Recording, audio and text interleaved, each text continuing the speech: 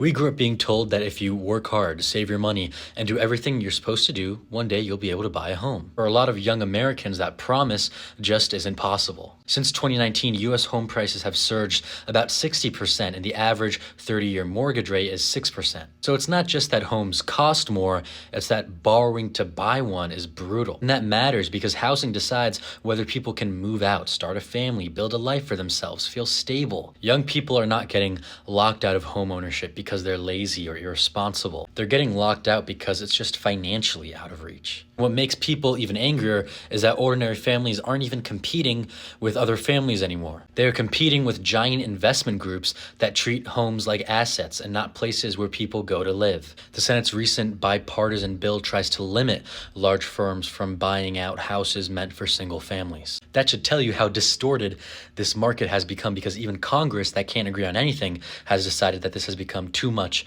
of an issue. It gives me just a little bit of hope in our nation's politicians that they can agree on the right thing for once. A home should be shelter first and somebody else's investment second. This is one of the clearest ways that people lose faith in the American dream. When basic stability becomes unaffordable, it makes it seem like this country isn't meant for ordinary people after all. So no, housing is not just about prices. It's about whether hardworking people still deserve a future in this country.